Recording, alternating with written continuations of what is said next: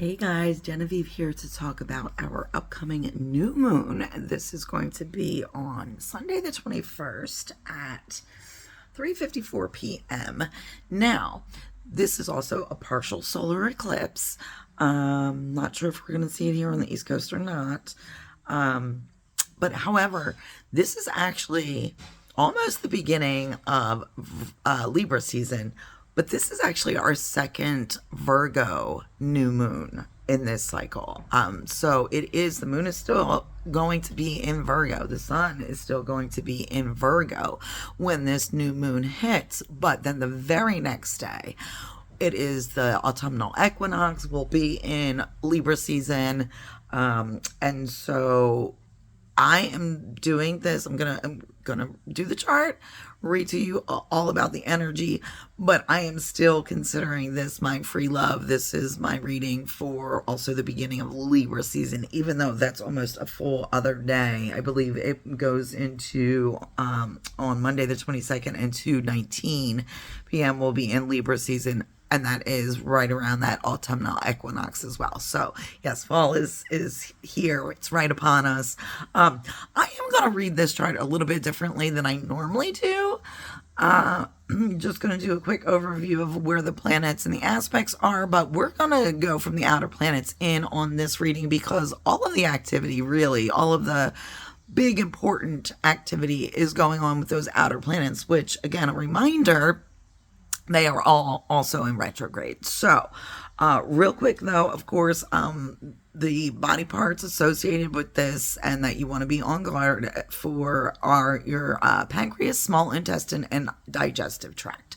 So anything dealing with those areas of your body, take extra precaution. If you have issues with those areas, just be aware, be extra, tender and good to them. So our aspects, we have 6 aspects to fire, 10 to air, 8 to earth, and 3 to water. So yes, air and earth are very prominent in this. Water, it's not going to feel overly emotionally, draining or disruptive, which is a good thing for most of us. And the fire is giving us that energy to usher us into the last chapter of our year and our last season of fall.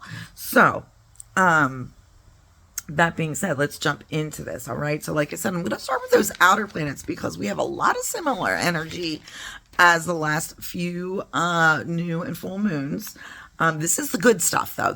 I want to start with this because I want to really give you guys some exciting news and hope. So we almost have a grand trine. Now, grand trine is going to be when planets are a perfect triangle in the same element. So this is not quite a grand trine because we have 2 of the planets in air signs, but 1 in fire signs. So the planets being Uranus, Pluto, and Neptune. Neptune is in Aries, Pluto's in Aquarius, Gemini, and Uranus is in Gemini. But this is also forming a kite pattern, and I have talked about this in my astrology classes, but I just want to, and when I share the chart, you're going to see what I'm talking about. It looks like a kite. This is actually an opportunity for amazing growth. Okay, so this is amazing support for transformation, opportunity, and growth in the areas that are highlighted in these planets. Okay, so it gives us a blend of natural talent and purpose, and also support in transforming our gifts into actual, real, tangible achievements. All right, so let's get into it. Right, first of all, we have get to it. Uranus is in Gemini and it is sextile Neptune. So this is lending to intuitive, spiritual, and subtle transformation, flashes of insight that is really going to be workable and usable at this time. Now, Uranus is trine Pluto and Aquarius, which gives us all bold thinking, original, transformative insight and energy to affect personal and societal change. All right. And again, if you are naturally talented, gifted in this area, this kite is helping you do this, helping us do this. Okay. And then we have Neptune in Aries, which is sextile Pluto and Aquarius. So this is in service through art, spirituality, humanitarian causes. This is highlighting and giving us support for that inner growth and collective healing. And we all really need this. And so that is like, if you look at those bold blue lines with that little opposition in there, that little challenge in there, that is what is bringing us the potential for this transformative growth, and positive forward trajectory of not just personal but collective goals and achievements. All right, guys, so that is the good stuff. So I'm going to jump back to our inner planets now so you can look at that. So we have Sun and Moon are conjunct, of course, and they are in Virgo, but they are conjunct Mercury and Libra. So it's rare, not super rare, but usually conjunction happens when planets are in the same side. But again, because we're Virgo and Libra, we're ready to jump into Libra season, they are close enough together to form a conjunction. So this is going to give us quick thinking and quick expression, creativity, but an analytical and precise, down to earth way of doing it. Just don't overthink, again, that Virgo tendency to be analytical and overthink things, analysis paralysis. We want to try to avoid that. There is an opposition with Saturn and Pisces, so this is going to possibly make some of us feel an intense strain between personal desires and the demands placed upon us, whether it is from family members, a career, or a cause, or something that we're involved in, right? We're going to feel that tug, that kind of what do I prioritize thing. But this actually is going to help us build character, and is going to help us all kind of, when we learn how to navigate this, especially is going to lend help for wisdom in mentors and leaders at this time. It's super important, right?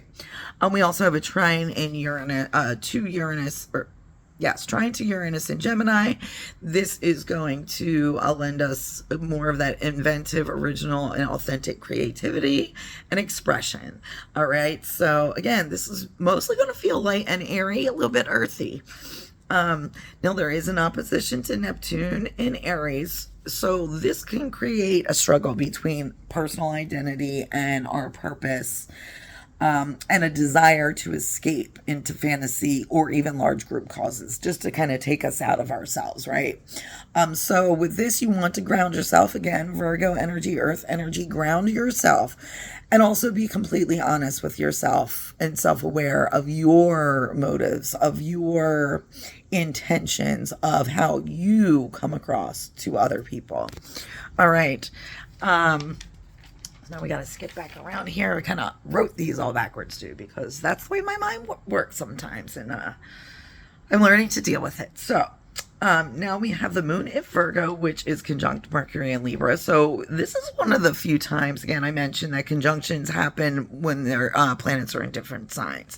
But this is going to bring emotional intelligence, articulate expression, watch out for gossip. Most of it's not going to be malicious gossip, but also just kind of just refrain from engaging at this time, because even if it's not done or spoken about with bad or malicious intent, you don't want to be caught doing that, like talking about other people's business, because people, nowadays some people might really thrive on it, but at the same time they look down on you for doing it. So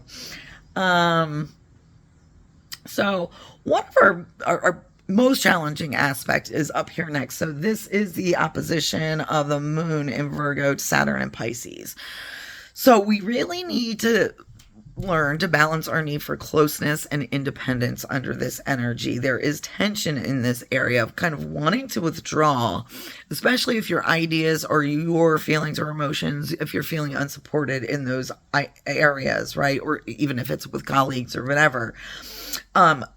The challenge really is here to balance our strength and our vulnerability, right? You need to be vulnerable for the people and show up for the people that matter, but also like grounding and protecting boundaries to protect ourselves is also important. So that's where this challenge, this struggle is going to be. Now, there is a trine with Uranus and Gemini, so this is going to help negate a little bit that previous influence. This kind of helps bring that balance between spontaneity and independence, detached but authentic emotional expression. Okay, so we want to allow ourselves the freedom, the independence to be a little bit detached emotionally, but also to be truly authentic when we do express our emotions. Okay.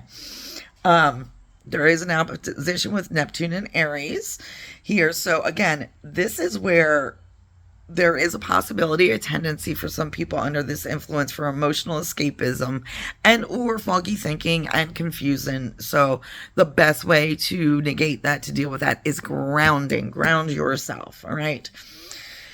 There's a trine with Pluto and Aquarius, so this is going to help us reinforce this a little bit with some emotional resilience and depth. So this is intense, but it's also graceful energy. There's healing energy here. This is a courageous and mature approach to facing emotional challenges. So under this energy, we're not going to be afraid to confront or be confronted by others, but we are going to do so without conflict. We are going to do this from a more emotional, mature, forgiving, open approach and style. Okay, so let's keep that in mind. Here's another minor good influence. Mercury is in Libra and it is trine Uranus and Gemini. So this is going to lead to quick, intelligent, inventive communication, engaging, and spirited discussions.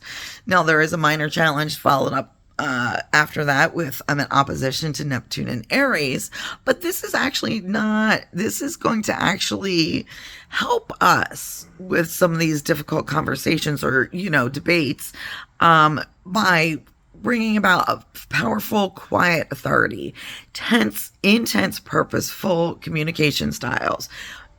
And, you definitely want to watch out for that foggy thinking. Again, surround yourself around with people who ground you, who respect you. But if you're getting a little too ahead of yourself, they will also bring you back down to earth. Again, that grounding Virgo energy. And then this minor good influence with a trine of Pluto and Aquarius. So this is, again, emotional intelligence. This is psychological, metaphysical interests and careers are highlighted under this energy. All right. And so now we've got Venus in Virgo, and Venus in Virgo is sextile Mars in Libra. Both of those planets really like being in those signs. So that's first off. So this is a minor good influence.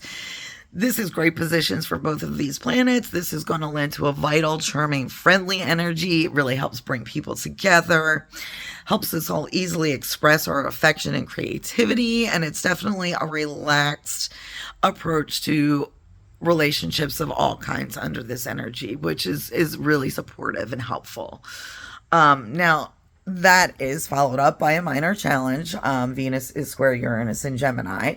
So this could bring about some unpredictable emotions, and a desire or due to the need for emotional independence, feeling kind of a tight emotional bonds that are almost feeling too binding at this time. So the takeaway from that is we need to seek relationships that allow us space and individuality, a respect for each of our own autonomy, and at the same time, mutually supportive, respectful, caring, generous. Okay.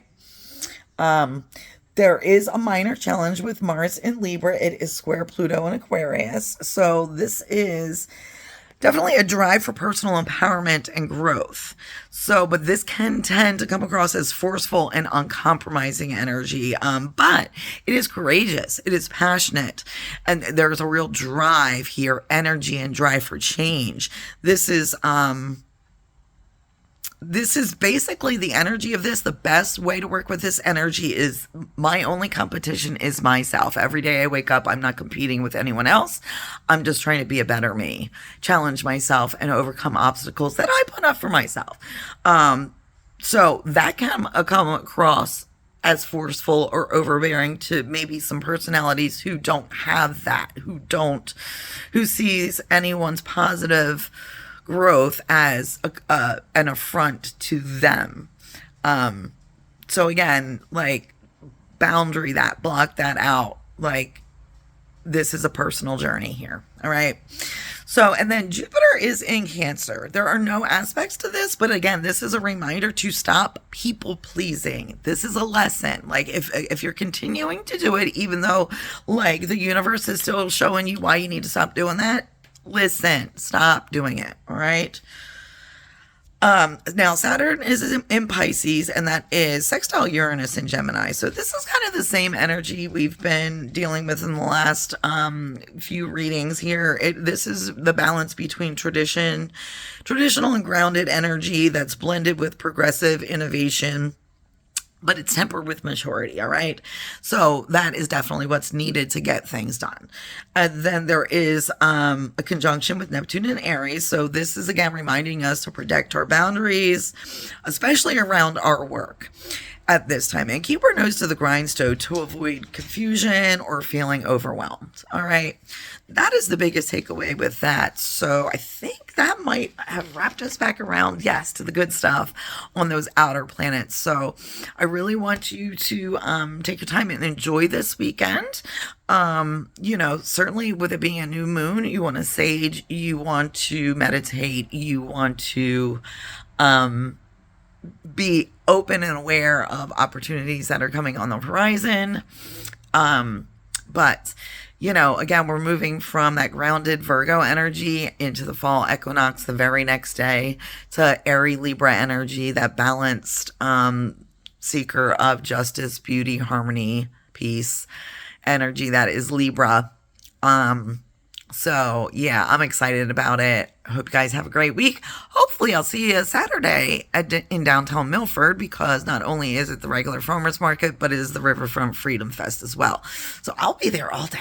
All right, guys, I'll see you then.